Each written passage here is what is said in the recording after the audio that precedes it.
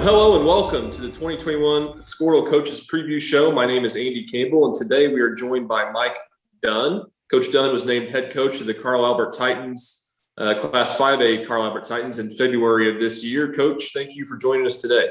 Yeah, absolutely. I appreciate you guys having me on. Well, Coach, you are taking over a program. It's won a couple of games in the past few years. Yeah.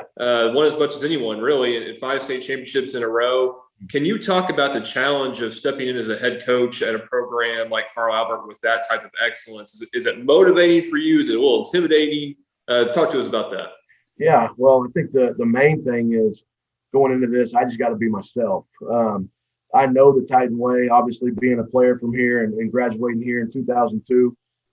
I went through a five-peat. You know, my 8th grade year, we won in 97, and then my senior year, we won in 01. So we went 5 in a row there. So I know what these guys are feeling pressure-wise. I know what it feels like for the kids to want to keep that streak going. But at the end of the day, you know, I've got to do it my way with understanding the traditions, the history. There's still a lot of things going on here tradition-wise that were going on back then in 1997. So, you know, as long as I can look myself in the mirror knowing that I did do it my way, that I did come in and my beliefs, my core values, those things that I tried to have an impact on the program that way. You know, I think I can look in the mirror. If I tried to come in here and be something I'm not, I just don't know that's the way to go. I don't know that's ever a way for success. But you know, it is very it's an honor. It's very humbling when I'm sitting in the same chair right now that Gary Rose sat in, that Mike Corley sat in, going back to Coach Miller and Coach Pebb. I mean, there's a great history of great coaches. Jim Harris is a guy that actually coached my dad as an assistant coach at Midwest City. And so it's humbling, and just got to do it my way and continue to teach these kids about the past and the history of Carl Albert and why, you know, there's been a lot of success here. So that's the best way I can do it. Coach, you've been through spring ball with your team, summer camps, 7-on-7s, all that sort of thing this summer, and obviously starting your first fall camp. What are some of the ways that you're putting your own stamp on this program? Well, you know, I think I've probably got. I keep telling people it's. I've got a little bit more new school flair, maybe. You know, this has been a program that has been very old school. We like it that way. That's what we want. But bringing maybe some ideas or bringing in maybe even new technology, things like that. You know, just a little more flash, I guess. We upped our helmet game. We're trying to get our swag up a little bit over here. Got a new uniform.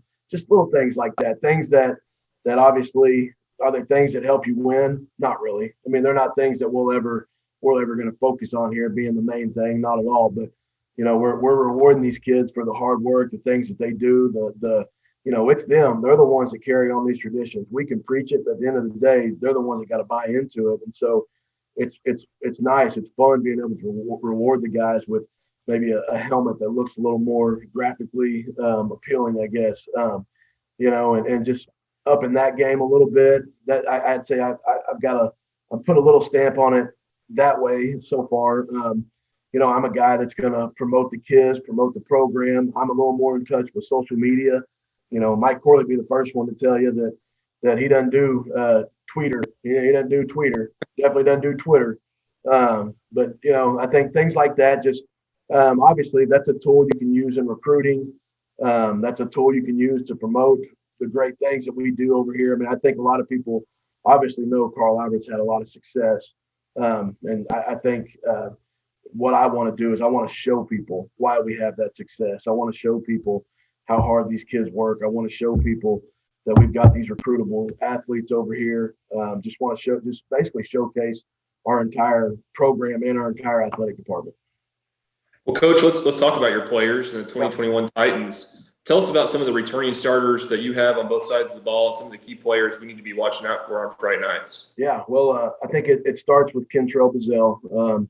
He's our workhorse over here. He's a 2-year starter at running back, and he started last year at Will linebacker as well. He's a guy that's led us in rushing the last 2 years, and we've had some good running backs here. and he's led us in rushing. He's a kid that is an ultimate team first guy. I haven't been around, just maybe one other kid I can think of comes to mind. Donovan Stevens from Del City that just went. Donovan Stevens that just went to Oklahoma State from Del City. But they're a lot alike, those two. And so I tell people all the time, I haven't seen much more of a better leader than those two. And Kentrell defensively as well. He paces us there. He's a will linebacker. I think he had over 80 tackles last year. Just an absolute stud. So things will go through him offensively, and then defensively, he'll be the guy that paces there as well. Other guys, Tayshawn James is going to be a junior. Tayshawn started at free safety for us last year, and he's an absolute freak of an athlete. He's a 6'2", 180-pound kid right now. He's still young, and he's going to grow more, and who knows what he's going to look like in the next 2 years. But he's a kid that, again, led us on defense last year at DB. He's going to play some offense for us this year as well. He's definitely a bullet out there for us, and so you'll see more of him on both sides of the ball. Also, a couple other guys that'll be two-way starters for us that played a lot last year. Both sides of the ball. Xavier Thomas is going to be a senior. He's a 6'2", 190-pound receiver. Great kid, great player. Had a couple touchdowns last year. He's a threat with our jet sweep game, and he's a vertical threat, just a really good athlete. He'll also play a little bit of corner for us. Demarion Brown, he's another kid that played he played safety last year for us. We're going to move him outside to play corner and help us be one of those lockdown guys. And he's another receiver that played a lot last year as well. But I think he's about to have a really big year as a returning starter. Charlie Fleming is another kid. I actually played with Charlie's dad. Great kid, very good leader. He's one of those guys, doesn't say a whole lot, but when he talks, people listen. Charlie started last year at tight end some. He started defensive end some, and we're looking for a really big year out of him. Offensive line, defensive line guys. Laterro Cole is a kid we're really counting on being a good one for us. He played last year quite a bit on the offensive line. He'll play a little bit of both this year for us. Colby Reister is another one that got a lot of playing time on the offensive line. But again, another kid that can play both ways for us. We're going to rotate about 8 or 9 guys that'll both be playing offense and defense. But those are two of the ones that are coming back. They got a chance to be really good. And then Isaiah Reed is a defensive end kid from last year. He's a pass rusher. Quick, motor, everything you want out of one of those guys on the edge. I think he'll give quarterbacks fits this year, and he's also playing a little bit of tight end for us, and we can move him inside if we need to. But that's probably where it starts. I think we've got a lot of kids that as juniors just were waiting their turn. So it looks like we're going to be young, but it's actually seniors that it's their turn finally to step up and go out there and get it done. Andon Foster's a kid that comes to mind that's been in that boat. He's just waited his turn, and now he's there. Well, they're going to have to step up quickly, Coach. You have Midwest City on September 3rd, and then at Midwest City. Then the next week you have Del City at home. I imagine those two games will be difficult for your team, but also for you personally, especially that second game against Del City. Can you talk to us about those two matchups? Yeah, well, anytime you get those mid-Del games going, they're always tight games. They're always tough games, 4-quarter games. They're physical. I don't think anyone's gonna question me here, but Mid-Del's got really good athletes, and all 3 schools have really good athletes, and all 3 schools are state champion caliber teams. So anytime you get those games, great competition. They're games that get you ready for the district schedule. Midwest City, obviously good every year, returning a really good quarterback.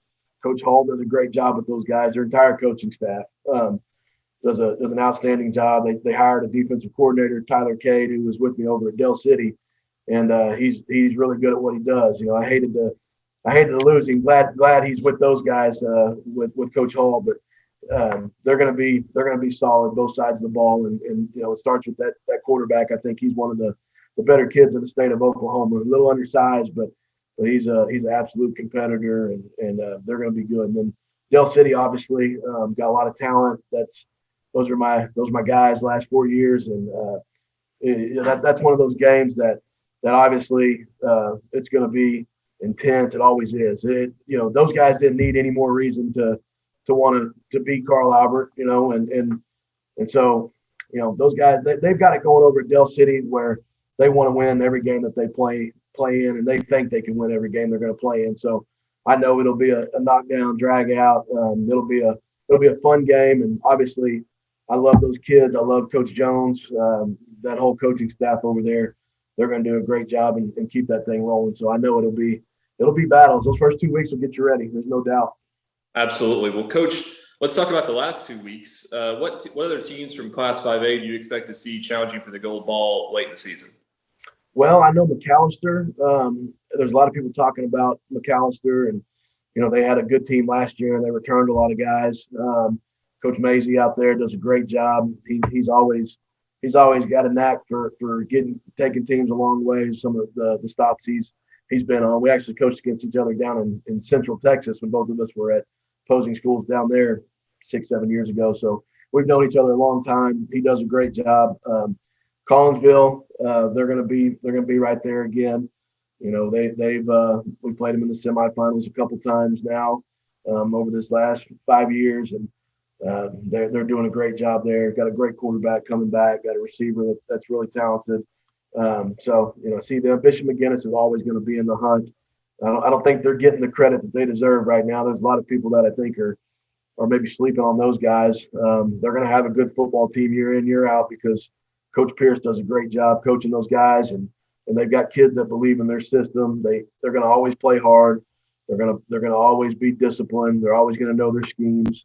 Their offensive coordinator Ryan Stringer does a great job with making fitting an offense around his personnel. He's done that every year that he's been the OC there. So those guys, obviously I think those are some of the big dogs. You can't leave Guthrie out. Coach Beebe and those guys, I think they've got a good squad coming. They've got some good players returning from last year. Piedmont with Coach Hall over there. Piedmont's going to always be a force in 5A and someone that you're going to have to go through for a championship. So, I think it's deep. I think 5A is wide open. I think it's pretty deep. Just like any other class, you gotta go out and compete week in, week out, and hopefully you're that last man standing. There's not a better feeling in the world to be able to walk off the field that last game winning. I mean, obviously you do. There's only one team in each classification that gets to do that, and when you're that guy, it's obviously a great feeling, and it's a lot of fun. And that's our goal. We're shooting for 6, and hopefully that's what we take care of. And Coach, several of those teams that you just mentioned are on your schedule. Yeah. I know October 8th, the matchup at Bishop McGuinness. I know a lot of fans will be tuning in to watch that great game every year. So, every year. Coach Dunn, thank you again for joining us. I know you're busy, school starting, practice getting ramped up, but we really appreciate you making time for us today on the 2021 Skordle Coaches Preview Show. Best of luck to you and the Titans this season. All right. I really appreciate you guys having me on. Love what you guys do for Oklahoma high school sports.